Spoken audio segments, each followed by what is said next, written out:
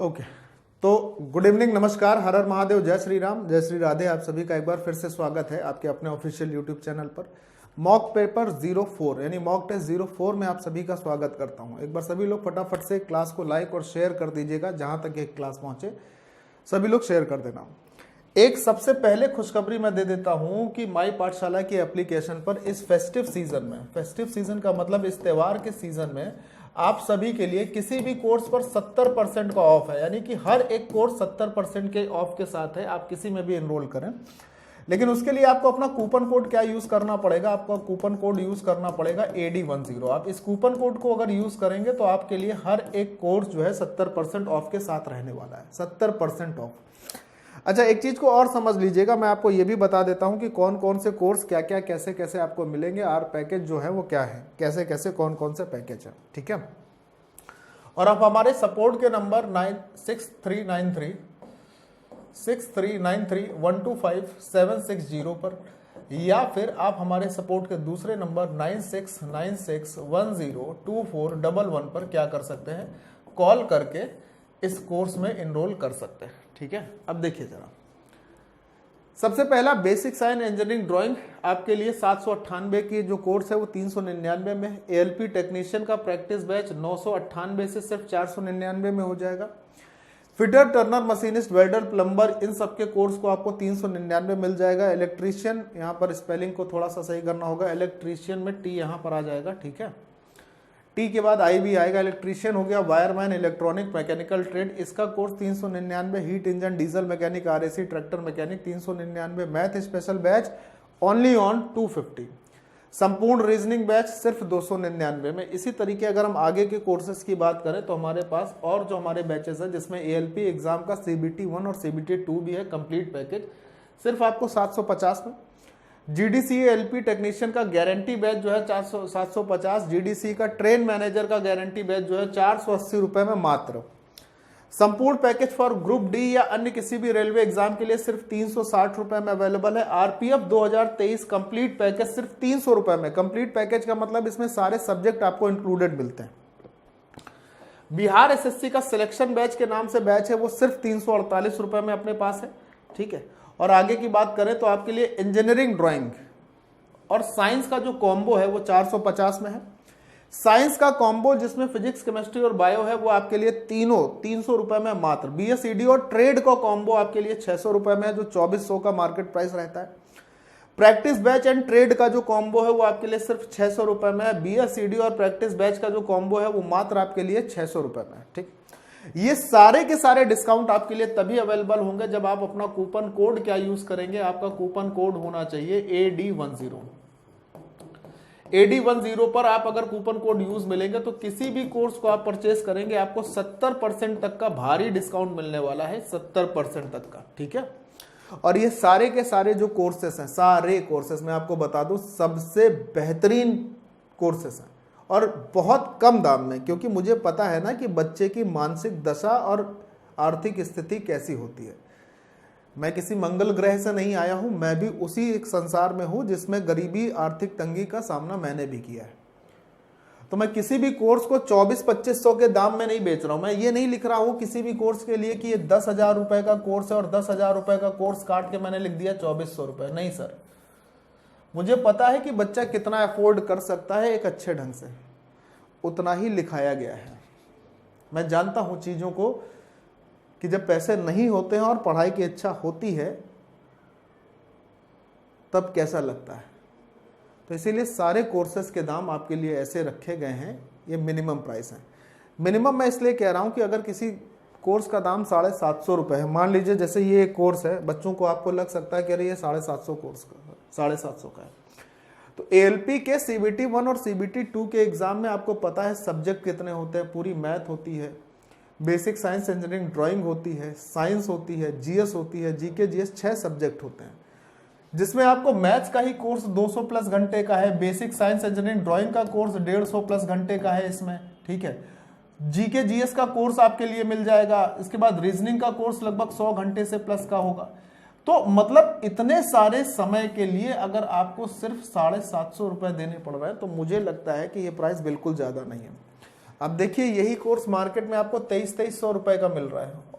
और कई बार ऐसा हुआ है, कई बार क्या ऐसे केसेस हैं मेरे पास, सीधे बच्चों के कॉल और मैसेजेस रहते हैं सपोर्ट के नंबर पर, सर फला जगह से 2300 का कोर्स लिया था लेकिन उसमें कुछ भी नहीं है।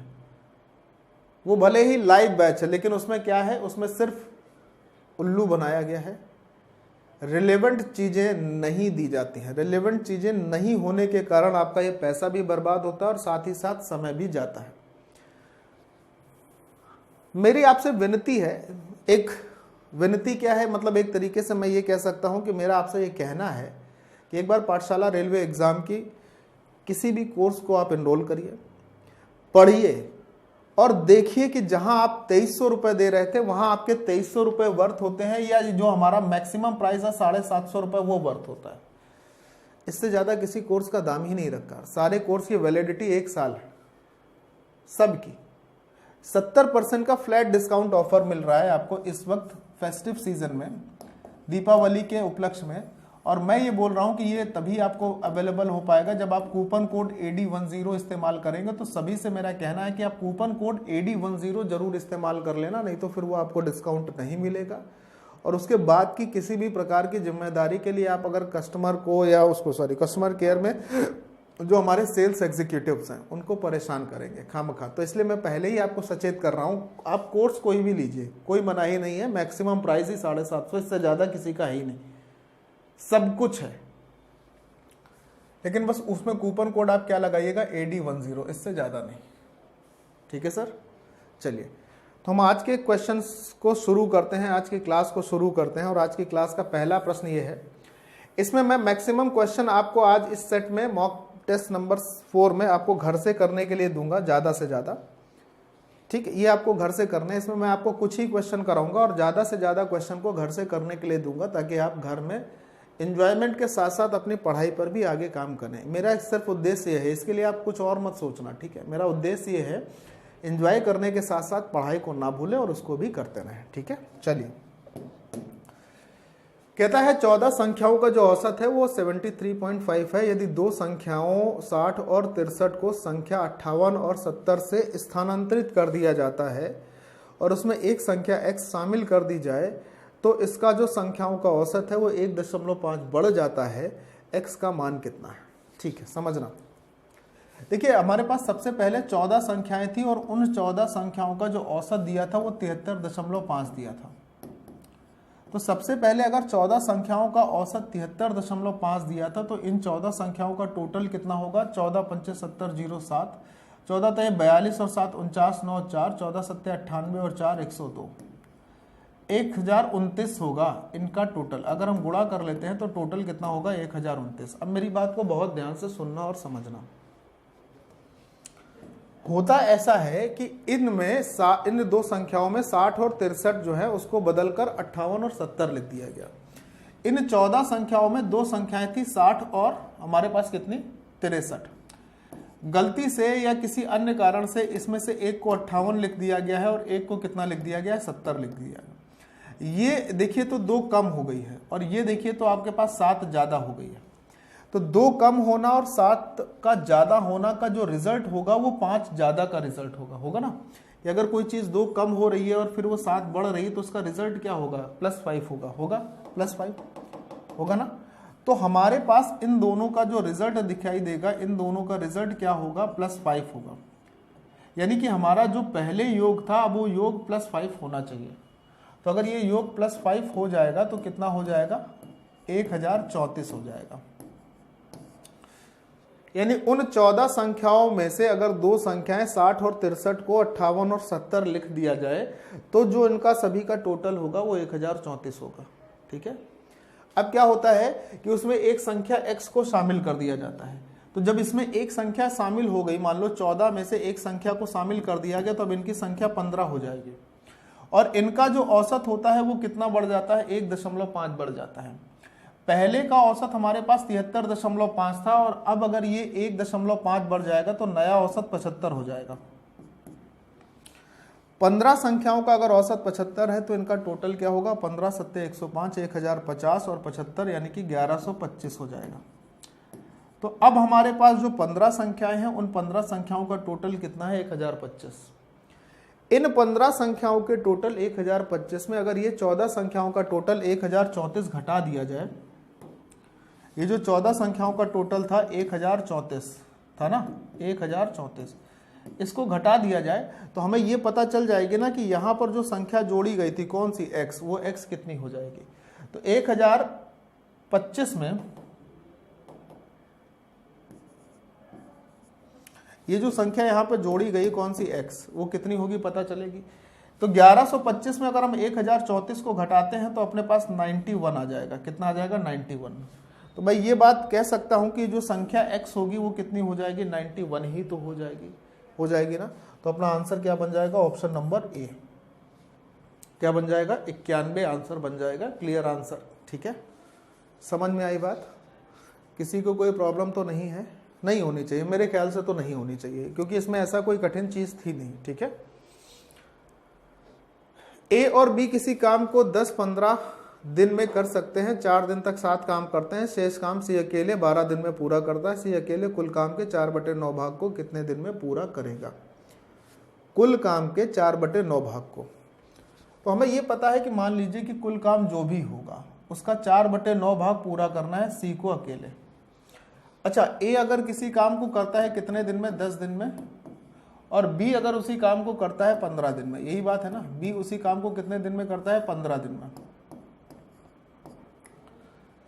तो इनका टोटल एलसीएम क्या हो जाएगा 30 होगा, टोटल काम हो गया। तो 10 से 30 3 बार में कट जाएगा और 15 से 30 2 बार में कट जाएगा। मतलब मैं ये कह सकता हूं कि ए के एक दिन का जो काम होगा वो 3 यूनिट होगा, जबकि बी के एक दिन का काम 2 यूनिट होगा। ये बात मैं कह सकता हूं, बिल्कुल कह सकता हूं, कोई समस्या नहीं होगी। ठीक है, अब अगर ये दोनों साथ में काम करते हैं तो एक दिन में कितना काम कर लेंगे, साथ में काम करने पर एक दिन में काम कर लेंगे 5। और अगर ये 4 दिन तक एक साथ काम करते हैं तो काम का 20 हिस्सा पूरा हो जाता है। 30 के टोटल वर्क में से 20 का टोटल वर्क कंप्लीट हो गया, तो जो बचा होगा वो 10 बचा होगा, 10 यूनिट काम बचा होगा। अब शेष काम सी के द्वारा अकेले 12 दिन में पूरा किया जाता है। तो ये जो 10 काम है ये 12 दिन में कंप्लीट हो रहा है, किसके द्वारा, सी के द्वारा।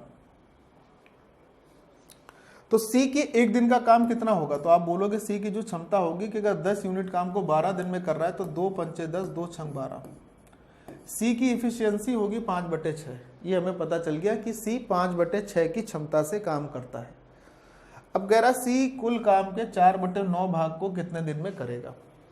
देखिए, कुल जो टोटल वर्क था अपने पास वो था कितना, टोटल वर्क है अपने पास 30, और इस 30 के टोटल वर्क के 4/9 हिस्से को इसको करना है, किस इफिशियंसी से करना है, 5/6 की इफिशियंसी से करना है, 5/6 की क्षमता से करना है।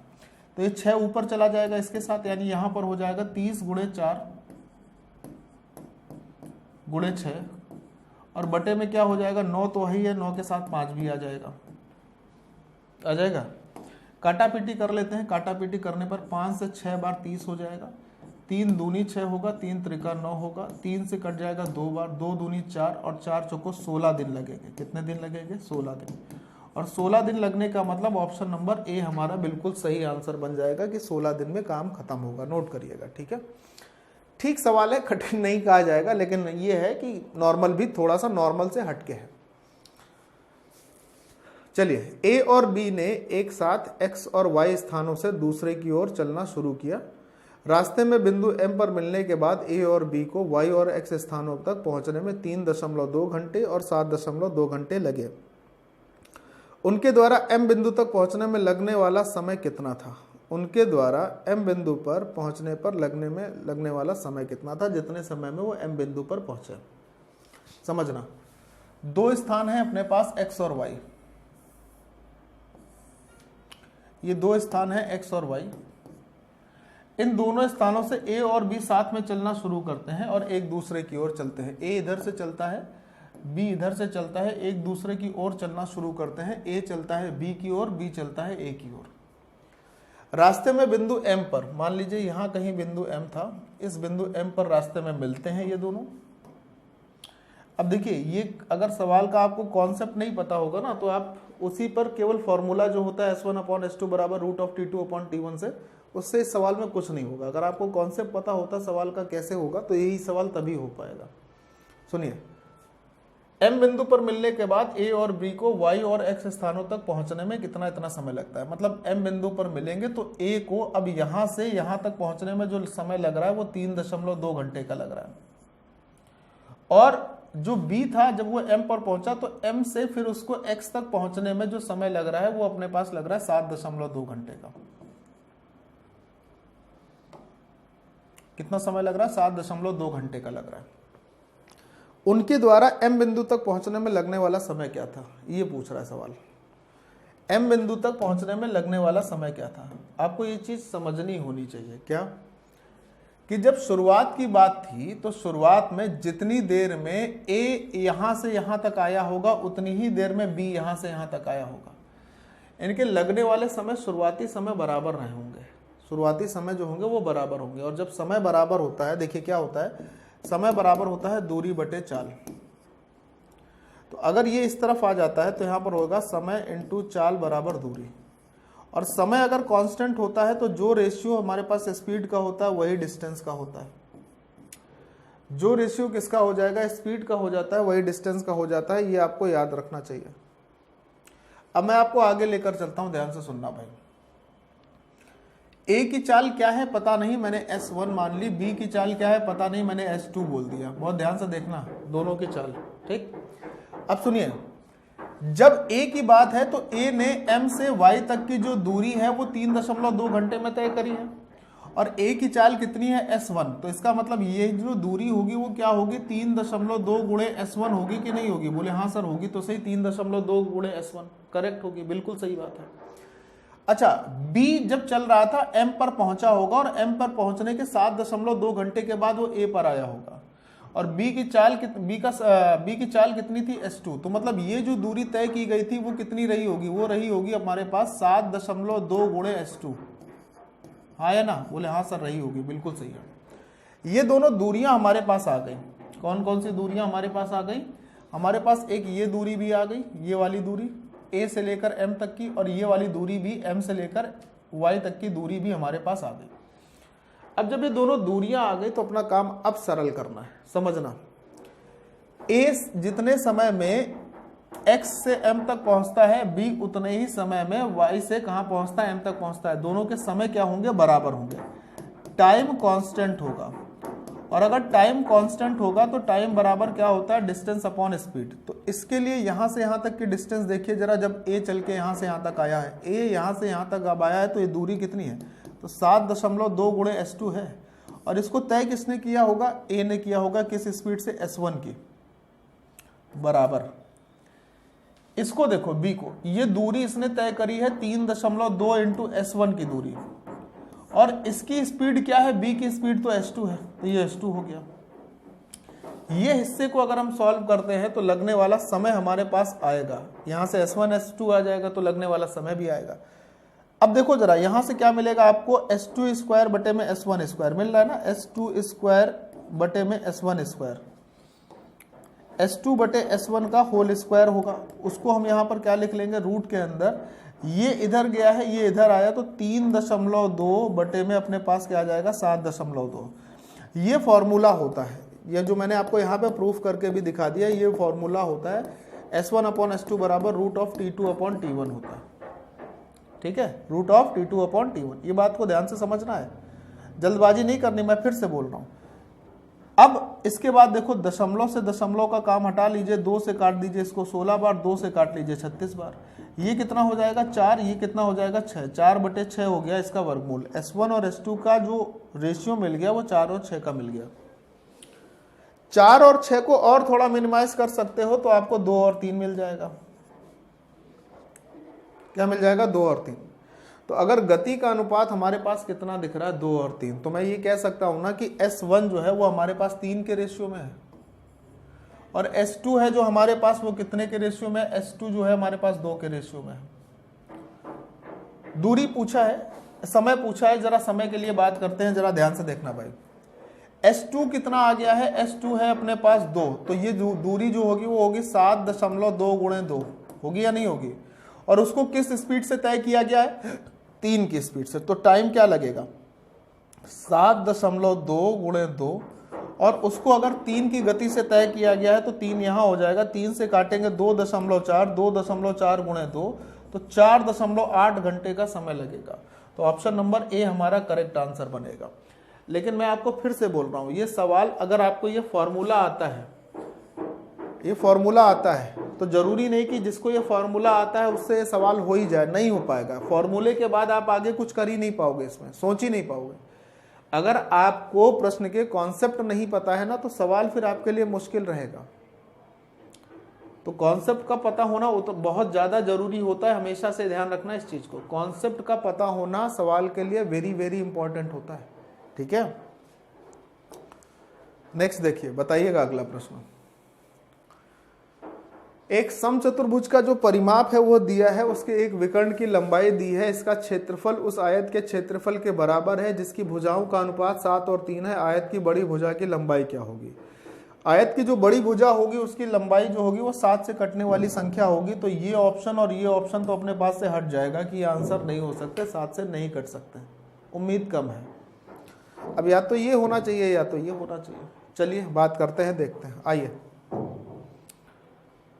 एक समचतुर्भुज का अगर परिमाप हमारे पास 148 दे रखा है, तो इसका मतलब उसकी जो भुजा होगी, प्रत्येक भुजा वो कितनी होगी 148 का 1/4 हिस्सा। तो 4 तेई 12 और 12 के बाद 2 28 हो जाएगा, और 4 सत्ते 28, यानी उस समचतुर्भुज की प्रत्येक भुजा 37 हो जाएगी। हो जाएगी समचतुर्भुज की प्रत्येक भुजा कितनी होगी 37। 37 दूनी 74, 74 दूनी 148। तो अगर परिमाप 148 था तो उसकी प्रत्येक भुजा हो गई 37। कह रहा है उसके एक विकर्ण की जो लंबाई है वो अपने पास 70 सेंटीमीटर दी है। तो अगर हम एक विकर्ण की लंबाई देखते हैं, तो अगर ये 70 दी है तो इसका अर्धक वाला जो हिस्सा होगा, इतना वाला हिस्सा, ये 70 का आधा यानी कि 35 होगा। बोले हाँ सर 35 होगा, क्योंकि समचतुर्भुज के विकर्ण जो होते हैं वो एक दूसरे को अर्धक करके काटते हैं, बाइसेक्ट करते हैं।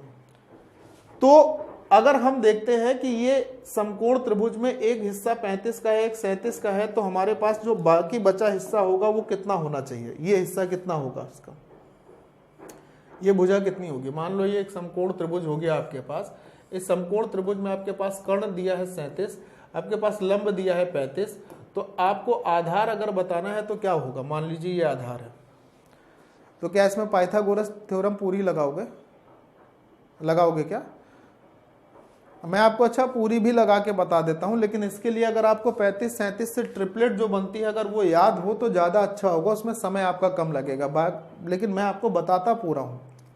37 का स्क्वायर देखिए क्या है, 50 से 13 कम है, 13 ही और कम कर दो, 26 कम हो जाएगा, 24 बचेगा, 24 का आधा कर दीजिए, 12 हो जाएगा। अब 13 कम था तो 13 का स्क्वायर 169 होता है, 1369 होगा 37 का स्क्वायर। कितना होगा? 37 का जो वर्ग होता है वो होता है 1369, ठीक है। 35 का वर्ग क्या होता है? 35 का वर्ग होता है 1225। 1369 में से 1225 को घटाएंगे तो 4 होगा, 6 में से 2 जाएंगे 4 होगा, और 1 मिलेगा। दिख रहा है? यानी x यहां पर जो भी संख्या रही होगी उसका वर्ग करने पर 144 आया होगा।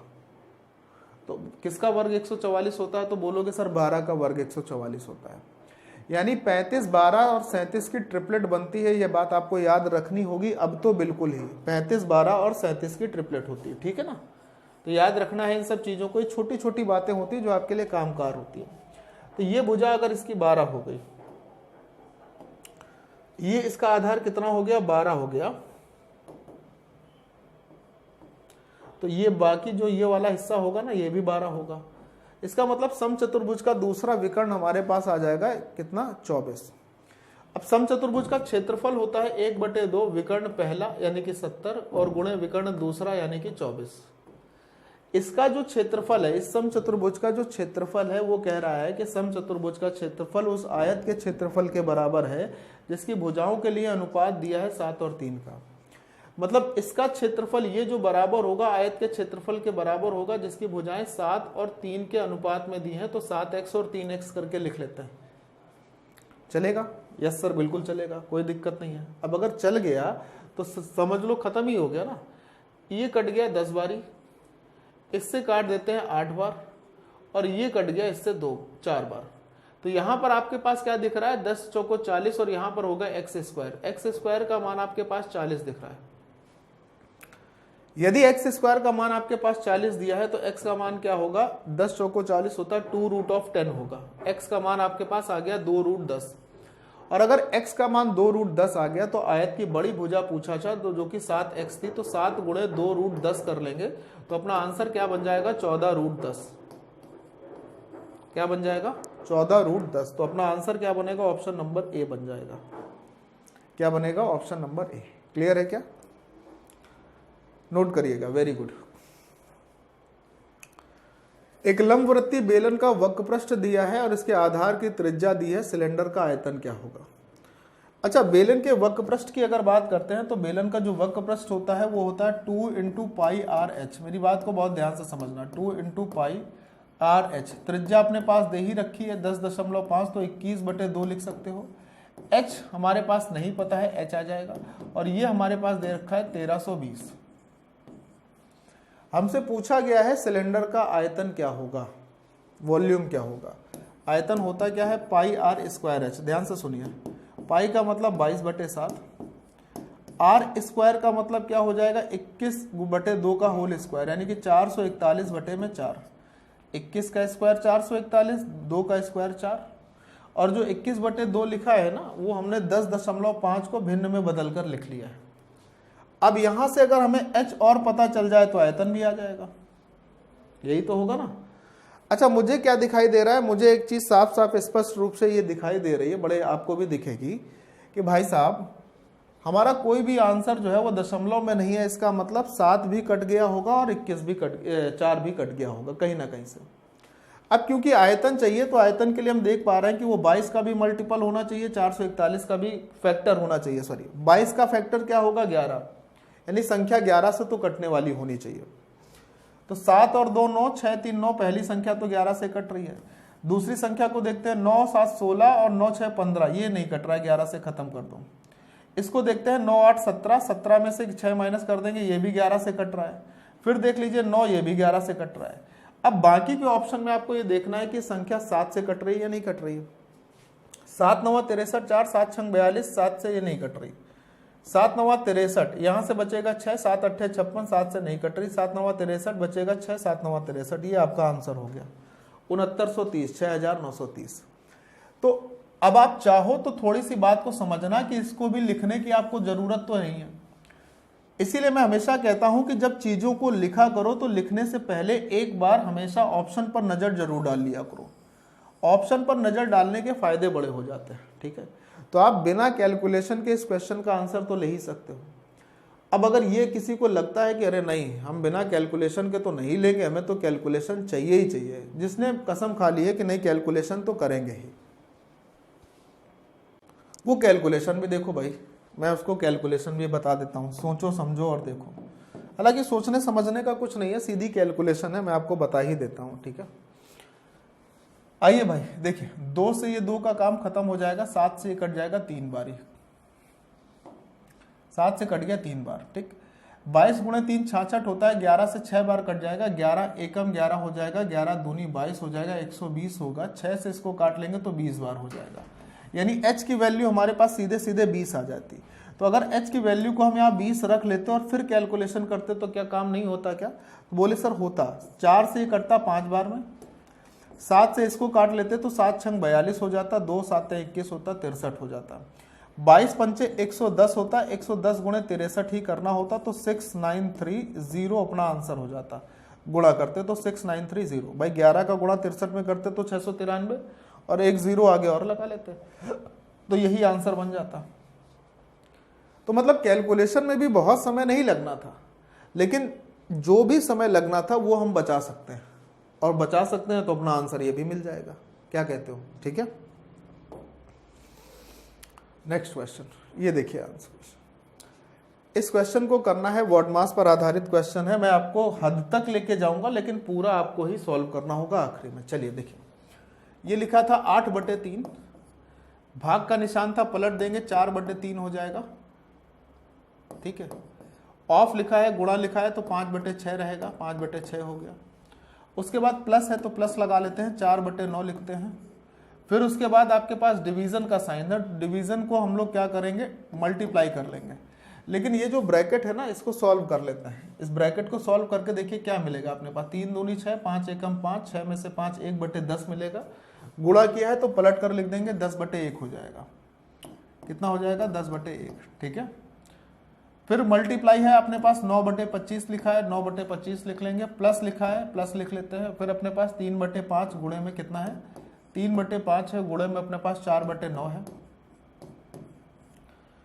माइनस में 4/9 है और भाग में कितना दिया हुआ है, 2/3। पलट कर लिखेंगे 3/2। ठीक है। चलिए अब इसी हिस्से को सॉल्व करना है और सॉल्व करके आंसर की तरफ पहुंचना है धीरे धीरे। जल्दीबाजी बिल्कुल नहीं करनी, ध्यान से सुनना है। 2 चौको 8, 2 तीजा 6, ऊपर 5 चौको 20, 20 चौको 80, नीचे 27, 80/27 प्लस इधर आ जाइए। 9 से 9 कट जाएगा, 5 दूनी 10 हो जाएगा, 5 पचम 25 हो जाएगा। ऊपर 8 होगा, नीचे 5 होगा, 8/5 हो जाएगा प्लस। इसको देख लीजिए, 3 से कट जाएगा, 3 बार, ऊपर 4 नीचे 15 माइनस 2 से 2 बार ये कट जाएगा, 3 से 3 बार ये कट जाएगा, ऊपर 2 नीचे 3। अब ये हिस्सा जो है ये आपको सॉल्व करके आंसर की तरफ पहुंचना है और आंसर की तरफ पहुंचकर उसका उत्तर बताना है। ठीक है। और मैं उम्मीद ऐसी कर रहा हूं कि ये आप कर सकते हो, जल्दी भी करना होगा। ठीक। मैं आपको हमेशा, आप देखो कि कल भी मैंने आपको वर्ड मास के ही क्वेश्चन जो वर्ड मास पर आधारित थे, केवल वही आखिरी हिस्से करने को सॉल्व करने के लिए दिए थे, और ये हिस्से भी आपको सॉल्व करने के लिए दिए। कल की क्लास में मैं आपसे बातचीत थोड़ी सी ज़्यादा कर गया था, ठीक भी है, वो होनी चाहिए थी। ठीक है। चलो नोट कर लो। चलिए नेक्स्ट देख लीजिए। फिर ये रहा अपना अगला प्रश्न। 2 अंकों वाली एक संख्या है और इसके अंकों को परस्पर स्थान विनिमय करके, ये क्या होगा, विनिमय, ठीक है, करके प्राप्त की गई संख्या के बीच अंतर जो है 45 है। उस संख्या के दोनों अंकों के बीच में कितना अंतर होगा और साथ में ऐसी कितनी संख्याएं होंगी। इसके जो ऑप्शन दिए हुए हैं, सबसे पहले इस ऑप्शन को समझ लीजिएगा। ये कॉमा लगा हुआ है, बीच में सेमीकोलन नहीं है। ठीक है। अब एक चीज को समझना, मैं आपको बता देता हूं। जब भी कोई 2 अंकों की एक संख्या हो और उस संख्या के अंकों को परस्पर बदल दिया जाए, तो उनके बीच जो अंतर होता है वो अंतर हमेशा 9 से डिविजिबल होता है। अंतर क्या होगा, हमेशा 9 से कटने वाली संख्या बनेगी। ठीक, 9 से कटेगा। योग होता है तो वो 11 से कटता है। क्या कहने का मतलब है, मैं आपको बता देता हूं। मान लीजिए हमारे पास 2 अंकों की एक संख्या हो गई 10x + y,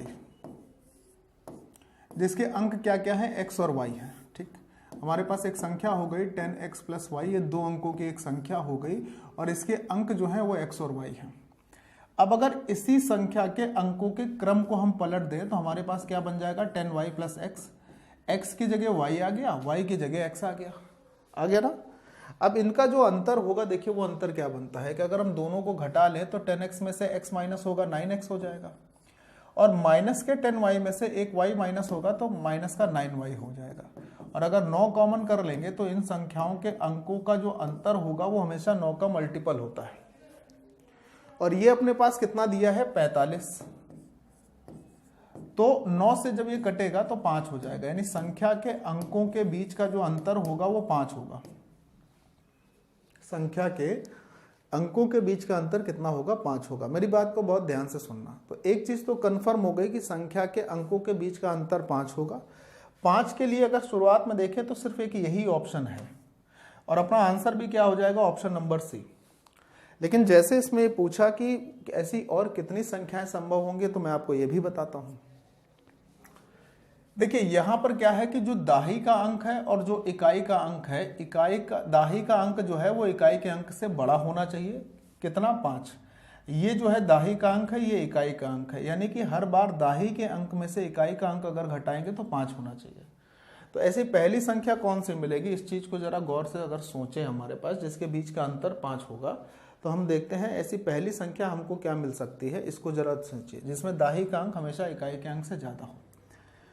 अंतर 5 हो तो अंतर 5 कहाँ कहाँ मिलेगा, सबसे पहले इस चीज को देखो तो 16 होता है जिसके अंकों के बीच का अंतर 5 होगा। 16 के बाद 27 हो जाएगा, अंकों के बीच का अंतर 5 होगा। 27 के बाद अगर हम बात करते हैं तो हमारे पास 38 हो जाएगा जिसके अंकों के बीच का अंतर 5 होता है। 38 के बाद अगर बात करें तो 49 होगा जिसके अंकों के बीच का अंतर 5 होगा। लेकिन यहाँ आप देखिए हर बार दाही का अंक इकाई के अंक से छोटा है, लेकिन जब हम इसको पलट देंगे, संख्याओं का क्रम विनिमय कर देंगे तो ये 61 हो जाएगा, ये 72 हो जाएगा, ये 83 हो जाएगा और ये हमारे पास 94 हो जाएगा। तो हमें क्या दिखाई देगा कि हमारे पास 4 ऐसी संभव संख्याएं हो रही हैं जिसके अगर हम संख्या और संख्या के अंकों के क्रम को लेकर संख्या बनाते हैं, उनके बीच का अंतर 5 होगा। और ऐसी कितनी संभव संख्याएं होंगी 2 अंकों की, तो आप बोलोगे सर जी ऐसी 4 संभव संख्याएं होंगी, तो ये 4 यहाँ पे लिखा था। अपना आंसर ही क्या बनता, अपना आंसर बनता ऑप्शन नंबर सी। क्लियर है क्या भाई, कोई डाउट नहीं बनेगा ना, आप क्लियर है, वेरी गुड। चलिए प्रश्न संख्या नेक्स्ट पर आते हैं। अरे नहीं आया, आ जाओ भाई, आ गया। रोहित कंचों को कतार में इस प्रकार व्यवस्थित कर सकता है कि प्रत्येक कतार में 9, 10 और 15 कंचे हों और एक संख्या पूर्ण वर्ग भी हो। उसके पास न्यूनतम कितने कंचे हैं? किस कतार में कंचे होने चाहिए? 9, 10 और 15 में होने चाहिए। मतलब जो भी वो पंक्ति लगाएगा वो या तो 9 से कटने वाली हो, या 10 से कटने वाली हो, या 15 से कटने वाली हो, और ऐसी संख्या पूर्ण वर्ग भी हो। तो हमारे पास जो ऑप्शन है वो सारे के सारे पूर्ण वर्ग के ऑप्शन हैं। अच्छा, अब क्योंकि ये संख्या जो है वो 9 से, 10 से और 15 से कटने वाली होनी चाहिए, तो हम सबसे पहले इसमें डिविजिबिलिटी रूल देखेंगे। किसका? वो भी 9 का, क्योंकि 9 का डिविजिबिलिटी रूल सरल है इन सबसे। यानी वो संख्या 9 से कटने वाली अगर होगी तो संख्या के अंकों का योग भी 9 से ही कटेगा। जैसे 400 की बात करें तो 9 से नहीं कट सकता है, क्योंकि इसके अंकों का योग 9 नहीं होता है, 100 का भी नहीं होता है। अब इसको देखो, 961 के अंकों का योग भी 9 नहीं होता है, तो आंसर क्या बन जाएगा? 900 हो जाएगा। यानी कि रोहित कंचों को किस प्रकार से रखता है, उसके पास न्यूनतम कंचे कितने होंगे? तो बोलोगे सर उसके पास न्यूनतम कंचे 900 होंगे, जिसे अगर वो 9, 10 और 15 की कतार में रखता है, और वो जो संख्या होगी न्यूनतम कंचों की वो पूर्ण वर्ग भी होगी। ठीक है, नोट कर लीजिए, केवल डिविजिबिलिटी रूल लगाना था। नेक्स्ट आते हैं। दो संख्याएं p और q इस प्रकार है कि p के 2% और q के 2% का योग p के 2% और q के 6% के योग का 2/3 है। p के 2 गुने और q के 5 गुने के बीच का अनुपात क्या होगा? सवाल क्या कहा गया? p के 2 गुने और q के 5 गुने के बीच अनुपात क्या होगा? मतलब अल्टीमेटली हमें p और q का मान चाहिए जिससे हमारा ये आंसर होगा। लेकिन एक चीज हम ये समझ पा रहे हैं कि p का जो भी मान होगा वो 2 का मल्टीपल होगा और q का जो भी मान होगा वो 5 का मल्टीपल होगा। तो 2 और 5 का मल्टीपल तो होना ही चाहिए, ऐसा हमसे कह रहा है। हो सकता है संख्या दशमलव में भी आई हो, तो जरूरी नहीं कि हमारा आंसर कुछ भी हो सकता है। आते हैं, देखो p के 2% और q के 5%, q के भी 2%, p के भी 2% और q के भी 2% का जो योग है, परसेंट के लिए बटे में 100 था, वो 100 हमने 1/100 से कॉमन कर लिया है। ठीक है, इनका जो योग है, ध्यान से सुनना, वो योग p के 2% और q के 6%, q के 6%, इसका भी हमने 100 यहां से कॉमन कर लिया। इनके योग का क्या है? 2/3 है। 2/3 बोला गया ना, 2/3 का मतलब 2/3 है। काटा पीटी करें, 100 से 100 का गेम खत्म हो जाएगा। 3 का गुणा इसमें कर लेंगे तो 6p हो जाएगा, 3 का गुणा करेंगे तो 6q हो जाएगा, बराबर यहां से हमारे पास 2p रहेगा और यहाँ पर हमारे पास 2q रहेगा, ये हमारे पास 4p हो जाएगा और यहाँ पे हमारे पास 12q हो जाएगा। 4p में को 6p में से माइनस कर लेंगे, 2p बचेगा, और 12q में से 6q को माइनस कर लेंगे तो 6q बचेगा। तो p बटे q जो होगा वो अपने पास क्या आ जाएगा? 3/2 आ जाएगा। यानी p का मान हमारे पास 3 हो जाएगा, q का मान 2 हो जाएगा। p का मान 3 हुआ तो ये 6 हो जाएगा, q का मान 2 हुआ तो ये 10 हो जाएगा। रेशियो ले लोगे तो 3 और 5 हो जाएगा। रेशियो क्या हो जाएगा? 3 और 5। इसीलिए मैंने ये कहा था कि ये संख्या कुछ भी हो सकती है। अपना आंसर क्या बनेगा? 3 और 5। 3 और 5 कहीं नहीं दिया है क्या? तो क्या कुछ गड़बड़ हुआ है? p के 2 गुने और q के 5 गुने के बीच का अनुपात क्या होगा? दो संख्याएं p और q इस प्रकार है, p के 2% और q के 2% का जो योग है वो P के 2% और Q के 6% के योग का 2/3 है। परसेंट का 100 इससे कैंसिल कर दिया, 3 का गुणा हो जाएगा 3 दूनी 6P और 3 दूनी 6Q हो जाएगा। यहाँ पर 2 का गुणा 4P हो जाएगा और 12Q हो जाएगा। ठीक है, 6P में से 4P घटा लेंगे 2P बचेगा, 12Q में से 6Q घटा लेंगे तो 6Q ही बचेगा। ठीक है, P बटे Q हो जाएगा 6/3/1 होगा। यहाँ पर ये 3/1 होगा तो Q का मान हमारे पास 1 रहेगा। तो Q का मान अगर 1 होगा तो ये 5 हो जाएगा। तो रेशियो अपने पास सीधे क्या मिल जाएगा, 6 और 5 मिल जाएगा। तो आंसर बनेगा ऑप्शन नंबर सी। क्या बनेगा, सी। नोट करिएगा, कोई कठिनाई वाला सवाल नहीं है, बड़े आसानी से किया जा सकता है। ठीक है, नोट करिए। नेक्स्ट आइए, एक व्यक्ति ने अपनी आय का 65% ए और बी वस्तुओं को खरीदने के हेतु व्यय किया और शेष राशि की बचत कर ली। उसने वस्तु ए खरीदने हेतु 1800 रुपए और वस्तु बी खरीदने हेतु 3700 रुपए व्यय किया। उसकी बचत की राशि कितनी होगी? सबसे पहले तो इस चीज को समझो कि ए और बी को खर्च करने के लिए जो उसने टोटल अपना खर्च कर दिया है वो 65% तो खर्च कर दिया। तो उसकी जो बचत रही होगी, जो उसकी सेविंग रही होगी, अगर हम बचत की बात करें तो उसकी बचत 35% होगी। अच्छा, बचत 35% होने का मतलब आपसे कह रहा है उसकी बचत की राशि क्या होगी। मान लीजिए हमें जो भी पता करना है कि बचत की राशि क्या होगी, वो 35 से कटने वाली संख्या होगी। 35/100 होगा ना, तो 5 से काटेंगे 7 बार, 5 से काटेंगे 20 बार, यानी वो 7 का मल्टीपल होनी चाहिए।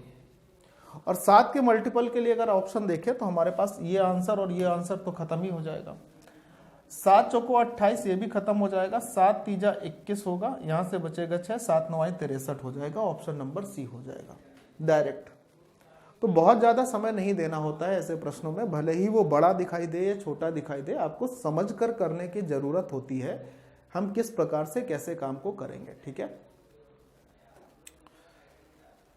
एक वितरक एक वस्तु को उसके अंकित मूल्य पर 20% की छूट देते हुए बेचता है और 24% का लाभ भी प्राप्त करता है। ठीक है, यदि वस्तु का लागत मूल्य 10% बढ़ा दिया जाए और अंकित मूल्य पर उसे कितनी छूट देनी पड़ेगी ताकि उसके लाभ का प्रतिशत जो है वो पहले जैसा ही रहे, लाभ का परसेंट पहले जैसा ही रहे, ये कह रहा है। वस्तु को अंकित मूल्य पर 20% की छूट देकर बेचता है और 24% का लाभ प्राप्त करता है। मान लीजिए कि उस वस्तु का अंकित मूल्य थोड़ी देर के लिए मैं बोल देता हूं 100% है, और अगर इस पर 20% की छूट देके बेचा गया होगा तो ये वस्तु 80 की बिकी होगी। 80 की बिकी तो भी इसे फायदा 24% का हुआ है। 24% का फायदा इसे तब भी हुआ है, 124% के ये बराबर रहा होगा। अगर यहां से हम 100 का मान निकालेंगे तो अपना क्रय मूल्य आएगा ना। काटा पीटी कर लेते हैं, 4 से काट लीजिए 20 बार हो जाएगा, 4 से इसको काट लेंगे, 4 3 12, 4 एकम 4, यानी उसका जो क्रय मूल्य होगा वो क्या होगा, 2000/31। 100 × 20 2000/31, ये उसका क्रय मूल्य हो गया। अब आपसे कह रहा है कि यदि वस्तु की लागत को 10% बढ़ा दिया जाए तो उसी अंकित मूल्य पर उसे कितने % की छूट देनी चाहिए ताकि उसके लाभ का प्रतिशत पहले जैसा ही रहे। अब लागत को अगर 10% बढ़ा दिया जाता है तो जो लागत पहले इतनी थी 2000/31 की, वो 10% बढ़ जाने के बाद 11/10 की हो जाएगी। अब ये लागत है, लाभ अभी भी 24% का ही लेना है, लाभ पहले जैसा ही है।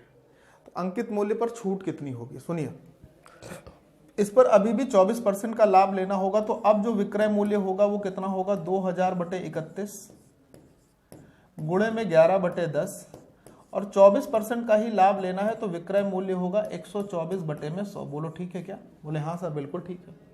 चीजों को समझना, इस विक्रय मूल्य और इस अंकित मूल्य से कितनी डिस्काउंट का ऑफर दिया जा रहा है ये हमको निकालना है। तो सबसे पहले अगर इसकी कैलकुलेशन को हम थोड़ा सा देख लें तो अपना काम आसान हो जाएगा। 31 से 4 बार ये कटेगा, 2 1 0 से ये 3 0 खत्म हो जाएंगे। ऊपर हमारे पास क्या बचेगा, ऊपर हमारे पास 4 × 11 × 2 होगा, 11 चौको 44 दूनी 88 हो जाएगा। हम सीधे इस बात को, विक्रय मूल्य को पहले 10% सीधे बढ़ा सकते थे, कुछ करने की आवश्यकता नहीं थी क्योंकि लाभ सेम है। तो मैं ये बात आपको करके इसलिए बता रहा हूं कि अगर मैं डायरेक्ट यहाँ पे लिख देता ना कि दूसरा वाला विक्रय मूल्य 88 होता तो कई सारे बच्चे सोचते अरे यार ये कैसे हो गया भाई, लाभ का प्रतिशत तो वही है ना। अब आपको दूसरा विक्रय मूल्य क्या दिखाई दे रहा है, 88। 100 से 88 की चीज पर आए हैं, तो जो डिस्काउंट का परसेंट होगा वो सीधे सीधे 12% तो होगा ना। जो पहले कितना था, 20% था। जो पहले डिस्काउंट 20% था, अब वो डिस्काउंट कितना रहेगा, 100 की चीज को अगर 88 में बेच रहे हैं तो 12% का डिस्काउंट होगा ना। तो आप डायरेक्ट इस बात को लिखना, मैं डायरेक्ट लिख दूं क्या, डायरेक्ट लिख देता हूं, समझना कि अगर आपको ये साफ समझ में आ रहा है कि पहले वाला जो विक्रय मूल्य है हमारे पास 80 है, तो इसका जो क्रय मूल्य आया था वो आया ही होगा। अब कह रहा है कि विक्रय मूल्य अभी भी हमारे पास, जो लाभ है ना वो हमारे पास अभी भी कांस्टेंट है, यानी 24% ही है, लेकिन लागत हमारी 10% बढ़ गई। तो अगर लागत 10% बढ़ी होगी तो विक्रय मूल्य जो दूसरा होगा ना वो भी 10% तो बढ़ा होगा, 88 हो गया होगा। क्यों, क्योंकि यहां पर जो लाभ है ना, प्रॉफिट जो है वो हमारे पास कांस्टेंट है। जो पहले प्रॉफिट था वही अभी भी प्रॉफिट है, प्रॉफिट में परिवर्तन नहीं है। तो अगर लागत 10% बढ़ी होगी तो विक्रय 10% बढ़ा होगा। मैं ये कह रहा हूं कि अगर हमारे पास 100 रुपए है, ध्यान से सुनिएगा, और इस पर हमारे पास 20% का लाभ होता है तो विक्रय मूल्य 120 होगा। हाँ सर होगा। अब अगर प्रॉफिट का परसेंट 20 ही हो और लागत को सिर्फ 10% मान लीजिए, या कुछ बढ़ा देते हैं, मान लीजिए लागत को हमने 10% बढ़ा दिया, तो अगर विक्रय मूल्य 20% ही है तो इसका 20% 22 होगा। तो अब ये चीज हो जाएगी 132। देखिए विक्रय मूल्य कितने परसेंट बढ़ेगा, तो आप बोलोगे सर जो पहले 12 था अब वो 132 हो गया है, 12 बढ़ गया है, इसका देखेंगे तो 10% होगा। यानी जितनी लागत बढ़ेगी फिर उतना ही तो विक्रय बढ़ेगा। कब, जब प्रॉफिट कांस्टेंट होता है। तो यहाँ पर प्रॉफिट तो कांस्टेंट ही था, तो जितना क्रय मूल्य बढ़ा उतना ही विक्रय मूल्य बढ़ा। तो नया वाला विक्रय मूल्य कितना बना जाके 88, और अंकित मूल्य 88 से, अगर अंकित मूल्य 100 से अगर 88 पर चीज बेची जाएगी तो जो डिस्काउंट होगा वही 12% होगा ना। सिंपल सी बात थी, क्लियर है। अच्छा, इससे लेकर इसके बाद के आगे के जितने भी प्रश्न हैं, जितने भी प्रश्न आगे के जितने भी, ठीक है, आपके पास 25 क्वेश्चन का ये भी सेट है। तो इसके बाद जितने भी प्रश्न आपको आगे मिलेंगे, यहां तक तो हमने आपको करा दिए, इसके बाद जितने भी प्रश्न हैं वो आपको त्यौहार मनाने के साथ साथ होमवर्क में भी करना है। ठीक है, किसमें करना है, होमवर्क में करना है। और पीडीएफ के लिए आप लोगों को क्या करना है, पीडीएफ या तो आप हमारे टेलीग्राम चैनल से ज्वाइन कर सकते हैं, या आप मंजीत के इस नंबर पर 3891 और क्या था 72, ठीक है, हाँ, इस नंबर पर आपको क्या करना है, अपना नाम और आप किस एग्जाम की तैयारी कर रहे हैं वो भेज दीजिएगा। आपकी जो एग्जाम प्रिपरेशन है वो किस एग्जाम का है वो आप भेज देना, तो उसको आपको ग्रुप में ऐड कर लिया जाएगा और पीडीएफ आपको वहां पे भी मिल जाएंगे। ठीक है, वेरी गुड। और बाकी के सारे क्वेश्चन आपको करने होंगे होमवर्क में। ठीक है दोस्त, चलिए, मुझे उम्मीद है कि ये बात आपको अच्छे से समझ में आ गई होगी। और फिर से एक बार सभी को बता दूं कि पाठशाला रेलवे एग्जाम के सभी कोर्सेज पर इस वक्त त्योहार का ऑफर है, 70% फ्लैट ऑफ है, पूरा 70% का डिस्काउंट चल रहा है। हर एक कोर्स पर आप कोई भी कोर्स ले तो 70% का आपको बिल्कुल ऑफ मिल जाएगा। लेकिन 70% का ऑफ तभी मिलेगा जब आप कूपन कोड इस्तेमाल करेंगे AD10। इस कूपन कोड से AD10 से आपको क्या होगा, 70% का डिस्काउंट 100% मिल जाएगा। ये उसके लिए आप या तो इन दोनों सपोर्ट के नंबर पे कॉल करके कोर्स ले सकते हैं, या सीधे हमारी माई पाठशाला की एप्लीकेशन पर। आप माई पाठशाला एप्लीकेशन तो सभी लोग डाउनलोड ही कर लो, ठीक है, या माई पाठशाला की एप्लीकेशन से भी सीधे क्या कर सकते हैं, कोर्स को ले सकते हैं, इनरोल कर सकते हैं उसमें। ठीक है, तो आज के लिए इतना ही रखते हैं। बाय बाय, जय हिंद। एंड आप सभी को, समस्त परिवारजनों को, माता पिता को, भाई बहन को, छोटे भाई को, बड़े भाई को, चाचा चाची को, नाना नानी को, दादा दादी को, बुआ फूफा को, मौसा मौसी को, गर्लफ्रेंड को, सबको हमारी तरफ से, अनुराग दीक्षित की तरफ से सभी पर्वों की, धनतेरस से लेकर छठ पूजा तक की हार्दिक शुभकामनाएं। ठीक है, धन्यवाद, बाय बाय एंड जय हिंद।